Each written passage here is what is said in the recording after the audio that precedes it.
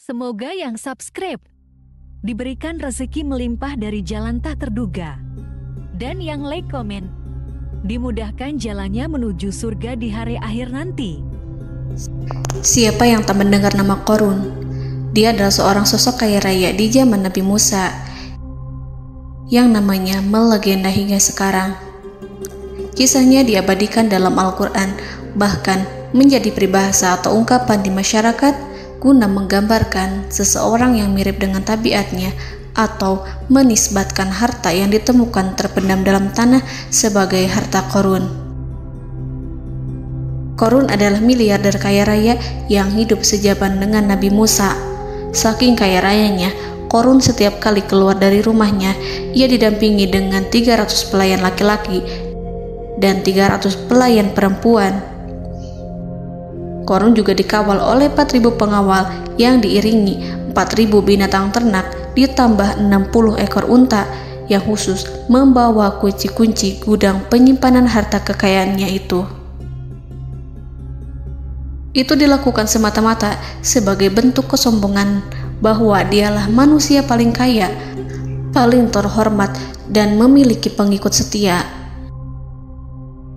Ia merasa lebih mulia dibandingkan Nabi Musa alaihissalam. Orang-orang tentu saja akan penasaran seberapa banyak harta kekayaan Qorun jika pengawal dan pembawa kunci gudang kekayaannya sebanyak itu.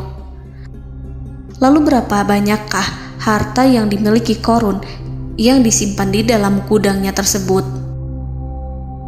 Sebelum saya melanjutkan, dimohon untuk menonton video ini sampai selesai supaya tidak ada kesalahpahaman dalam memahami isi cerita, serta mohon bantu channel ini semakin berkembang dengan cara tekan subscribe dan silakan tinggalkan like serta komen positifnya. Semoga dukungan pemirsa Risalah Kehidupan bernilai pahala dan menjadi wasilah dimudahkannya segala urusan pemirsa sekalian. Pemirsa Risalah Kehidupan, di zaman sekarang banyak orang yang mengistilahkan rezeki yang tak terduga dengan istilah harta Qorun. Lalu dari manakah sumber harta kekayaan Qorun yang sangat luar biasa itu? Serta di manakah Qorun dan hartanya ditenggelamkan? Siapakah Qorun dan bagaimana kisahnya dengan Nabi Musa? Qorun merupakan kaum Nabi Musa alaihissalam. Disebutkan oleh Ibnu Jurayj, nama lengkap Qorun adalah Qorun ibnu Yashar, ibnu Qahis, ibnu Lawi, ibnu Yakub. Ia merupakan putra paman atau sepupu Nabi Musa alaihissalam. Pasalnya, Nabi Musa alaihissalam sendiri adalah putra Imran, sedangkan Imran adalah putra Qahis. Dengan kata lain, Qorun masih satu kakek dengan Nabi Musa alaihissalam, yakni kakek Qahis. Ia adalah umat Nabi Musa yang taat. Tidak hanya memiliki banyak harta, Qorun juga termasuk orang yang cerdas dan berilmu. Ia menguasai ilmu duniawi dan ilmu ukhrawi, dan tercatat bahwa Qorun adalah ahli di bidang kimia. Dirinya tercatat sebagai ahli kitab Taurat setelah Nabi Musa. Kepandaian Qorun dalam ilmu agama membuat dirinya sering disebut dengan ilmu nawir, atau orang yang memberi cahaya dan penerangan. Suaranya terkenal merdu dalam membaca kitab Taurat. Selain itu, Qorun juga lihai dalam berbisnis. Ia mengetahui trik investasi yang menguntungkan, serta jalur perdagangan internasional yang strategis di zamannya. Kekayaan Qorun begitu banyak, sebagaimana tercatat dalam surat Al-Qasas ayat 76. Sesungguhnya Qorun termasuk kaum Musa, tetapi dia berlaku aniaya terhadap mereka. Kami menganugerahkan kepadanya perbendaharaan harta yang kunci-kuncinya sungguh berat dipikul oleh sejumlah orang-orang yang kuat. Dalam riwayat Kaisamah disebutkan, kunci gudang kekayaan Qorun dibutuhkan 60 bigol atau sejenis kuda kecil. Ukuran kuncinya sebesar jari, bahannya terbuat dari kulit, dan setiap kunci digunakan untuk satu gudang. Maka keluarlah Qorun kepada kaumnya dalam kemegahannya. Para ulama tafsir menjelaskan Qarun keluar dengan mewah diiringi dengan 300 gadis berbaju merah dan 4.000 kendaraan kuda. Tak heran, iring-iringan Qarun itu mengundang decak kagum mereka yang gandrung terhadap harta kekayaan. Sebagaimana yang terekam dalam ayat Al-Quran, moga-moga kiranya kita mempunyai seperti apa yang telah diberikan kepada Qarun. Sesungguhnya ia benar-benar mempunyai keberuntungan yang besar. Quran Surat Al-Qasas ayat 79. Namun tak sedikit kaumnya yang mengingatkan. Ingatlah ketika kaumnya berkata kepadanya, janganlah engkau terlalu bangga, sesungguhnya Allah tidak menyukai orang-orang yang terlalu membanggakan diri atau farihin. Ulama menafsirkan istilah farihin di sana juga berarti takabur, zolim, berbuat kerusakan, arogan, dan tak mau bersyukur terhadap nikmat. Qarun dikisahkan memiliki ribuan kuda yang berisikan emas dan perak. Bila keluar rumah, Qarun selalu berpakaian mewah dan dikawal 600 pelayan dan diiringi 4.000 ekor kuda serta 60 ekor unta yang membawa kunci-kunci gudang kekayaannya. Namun, sayangnya Qarun kemudian membangkang pada Nabi Musa dan menjadi pengikut setia Fir'aun. Mengenai dari mana asal-usul kekayaan Qarun, ada beberapa riwayat yang memberitahukan tentang asal-usul kekayaan Qarun. Sumber pertama menyebutkan bahwa jauh sebelum memiliki kekayaan, Qarun hanyalah seorang lelaki miskin yang tidak mampu menafkahi keluarganya. Anaknya sangat banyak. Lalu suatu ketika Qarun datang kepada Nabi Musa. Ia meminta Nabi Musa alaihi salam untuk mendoakannya agar Allah memberikan harta benda yang banyak. Qarun juga meminta Nabi Musa mengajarinya ilmu kimia dan ilmu-ilmu kehidupan lainnya. Qarun dikenal sebagai orang yang soleh dan mengikuti ajaran Ibrahim dengan baik, sehingga tanpa pikir panjang, Nabi Musa alaihi salam menyetujui permintaannya. Allah Subhanahu wa ta'ala mengabulkan doa Nabi Musa. Qarun diberikan kecerdasan luar biasa dan menguasai ilmu yang telah diajarkan kepadanya. Qarun menguasai teori dan praktik pembuatan emas permata dan beragam perhiasan mewah lainnya. Ia juga pakar dalam ilmu arsitektur, rancangan bangunan, penataan kota, dan lain sebagainya. Tidak lama setelah itu, hidupnya berubah. Qarun pun hidup dengan bergelimbang harta. Ribuan gudang yang dimilikinya penuh dengan emas dan perak. Namun, sayangnya, keberuntungan yang didapatkannya membuatnya gelap mata. Qarun mulai hidup dengan penuh pamer, keangkuhan, dan penuh kesombongan. Kekayaan yang diberikan Allah Subhanahu wa ta'ala membuatnya lupa dengan Sang Maha Pemberi. Qarun merasa lebih terhormat dan mulia dibandingkan Nabi Musa. Ia pun akhirnya membelot dan durhaka pada Musa.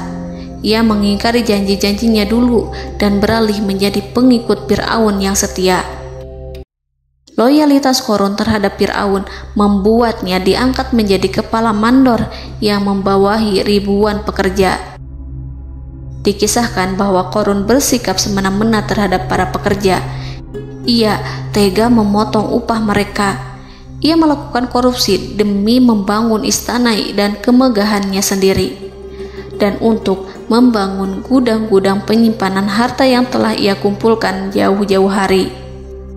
Ketika datang perintah zakat, Nabi Musa alaihi salam pergi menemui Qarun dan memerintahnya mengeluarkan zakat sebesar 1 dinar dari setiap 1000 dinar hartanya, 1 dirham dari setiap 1000 dirham, 1 kambing dari setiap 1000 kambing, dan seterusnya.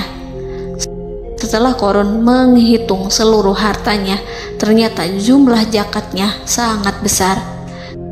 Kekikirannya pun mulai menghalangi hatinya untuk mengeluarkan zakat. Qarun enggan membayar zakat ketika Nabi Musa alaihissalam menagih zakat yang diperintahkan oleh Allah untuk ditunaikan olehnya. Ketika Qarun dimintai zakat, ia langsung marah dan tidak memberikan sedikit pun kekayaannya. Dia berpikir bahwa harta kekayaan yang dimilikinya didapat dari hasil kerja dan usahanya, dan tidak ada kaitannya dengan siapapun, termasuk Allah Subhanahu wa Ta'ala. Janji Qarun untuk lebih taat beribadah dan membantu sesama jika diberi kekayaan oleh Allah dilupakannya.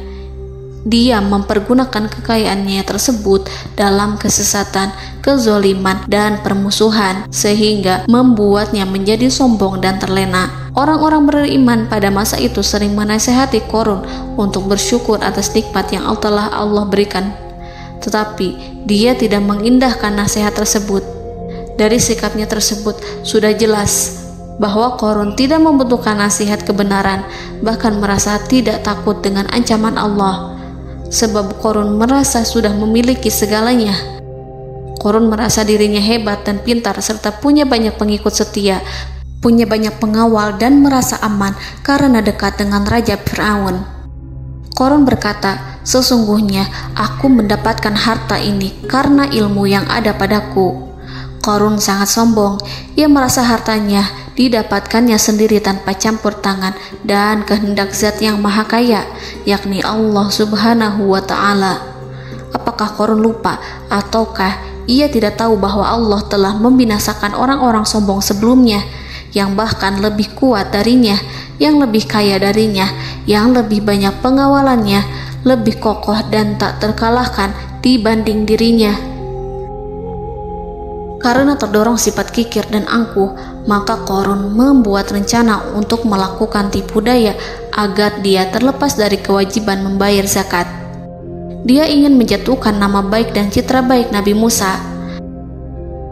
Kemudian dia mengumpulkan tokoh-tokoh konglomerat Bani Israel. Ia berkata kepada mereka, "Wahai saudara-saudaraku, terhadap apa yang diperintahkan Musa untuk membayar zakat, apakah kalian akan mematuhinya? Sekarang dia hendak mengambil harta yang ada di tangan kalian, maka pikirkanlah suatu cara untuk menghindari perintahnya." Para pembesar-pembesar yang dipanggil kemudian menjawab, "Wahai paduka Qarun, engkau lebih besar daripada kami. Kami akan melakukan apapun yang kau inginkan." Qarun berkata, "Datangkanlah kepadaku wanita cantik. Aku akan memberinya hadiah besar jika ia berhasil menggoda dan memfitnah Musa." Ketika wanita cantik yang diinginkannya datang, Qarun memberikan kepadanya uang muka sebagai jaminan. Ia akan membayarkan seluruh yang dijanjikannya ketika berhasil menjalankan misinya.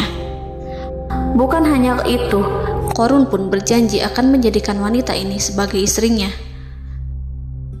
Keesokan harinya, Qarun mengumpulkan Bani Israel. Setelah itu, Qarun menghadap kepada Nabi Musa seraya berkata, "Orang-orang menanti kedatangan Anda, sampaikanlah saran dan nasihat kepada mereka." Nabi Musa kemudian keluar dari rumahnya. Ia mulai menyampaikan nasihat pada umatnya. Di antara nasihatnya, beliau berkata, "Barang siapa yang mencuri, aku akan memotong tangannya. Barang siapa yang memfitnah, aku akan mencambuknya sebanyak 70 kali. Barang siapa yang tidak mempunyai istri dan dia berbuat zina, maka aku akan mencambuknya sebanyak 70 kali. Adapun barang siapa yang memiliki istri dan ia berbuat zina, aku akan rajam dia sampai mati." Qarun kemudian berkata, "Apakah ini juga berlaku untuk Anda jika Anda sendiri yang berbuat zina? Apakah Anda akan menerima hukumannya?" Kemudian Nabi Musa menjawab, "Ya, meskipun saya sendiri yang melakukannya." Maka kemudian Qarun memanggil wanita yang telah dibayarnya. Wanita itu berdiri di depan Nabi Musa dan Bani Israel yang telah berkumpul, mengaku sedang hamil karena berhubungan badan dengan Nabi Musa. Maka marahlah Nabi Musa atas fitnah kejam yang diarahkan kepadanya. Kemudian Nabi Musa melakukan sholat 2 rakaat, lalu mendatangi wanita itu dan menyumpahnya agar mengatakan siapa yang menyuruhnya. Wanita itu menjadi ketakutan.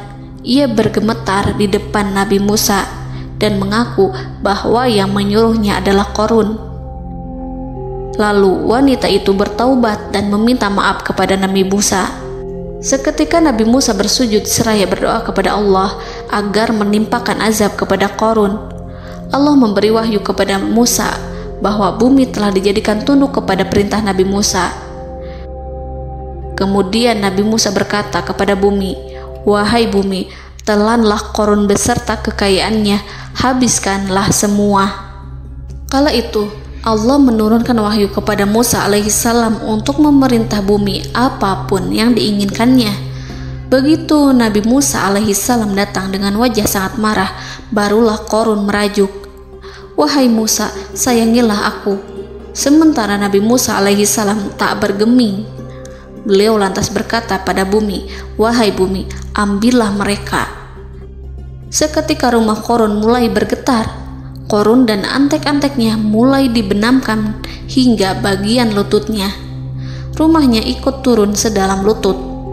Qarun kembali merajuk, "Sayangilah aku Musa." Rumahnya kembali berguncang. Kini Qarun dan kawan-kawannya kembali terbenam hingga pusar. Demikian pula rumahnya. Qarun terus merajuk, "Wahai Musa, sayangilah aku." Sementara Nabi Musa alaihissalam kembali meminta bumi, "Wahai bumi, ambillah mereka." Rumah Qarun berguncang lagi, sementara Qarun dan kawan-kawannya terus terbenam hingga bagian tenggorokannya. Demikian pula rumahnya. Qarun lagi-lagi menjerit, "Wahai Musa, sayangilah aku." Namun Nabi Musa alaihissalam tak bergeming. Beliau terus meminta bumi menelannya hingga akhirnya Qarun dan kawan-kawannya hilang seluruhnya ditelan bumi. Tak lama setelah itu Allah berkata, "Wahai Musa, apa yang membuatmu bersikap demikian? Padahal demi kemuliaanku, andai dia Qarun berdoa kepadaku, niscaya aku akan rahmati. Maka kami benamkan dia beserta rumahnya ke dalam bumi, maka tidak ada baginya satu golongan pun yang akan menolongnya selain Allah, dan dia tidak termasuk orang-orang yang dapat membela diri." Quran Surat Al-Qasas ayat 81. Lalu di manakah lokasi ditenggelamkannya Qarun beserta harta bendanya?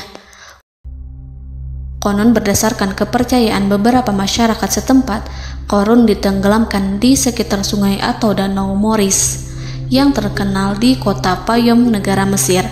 Qarun konon mendirikan istana dan di tempat itu pula ia ditenggelamkan. Dahulu, Qarun berkeinginan membangun sebuah istana, namun tidak diizinkan oleh Fir'aun jika istana itu dibangun di samping istana Fir'aun. Terlebih, Qarun juga tidak ingin membangun istana di tengah pemukiman Bani Israel yang terletak di tanah Jasan. Fir'aun pun memberikan tanah di wilayah Fayom. Kemudian di tepi sungai Payom inilah Qarun membangun istananya yang megah, dan di dalamnya ia membangun Al-Khunuj, gudang penyimpanan harta berisi emas dan perak. Salah satu bukti arkeologis yang dapat dijumpai di lokasi tersebut adalah runtuhan bangunan yang diduga sebagai tempat tinggal Qarun yang berjarak sekitar 2 km dari Danau Qarun. Menurut beberapa sumber, bangunan yang masih berdiri kokoh tersebut adalah benteng yang dibangun oleh Qarun. Namun ada juga yang mengatakan bahwa bangunan tersebut adalah tempat tinggalnya. Wallahu a'lam. Semoga kita semua dijadikan orang yang Allah mampukan menjadi orang kaya namun tidak seperti Qarun,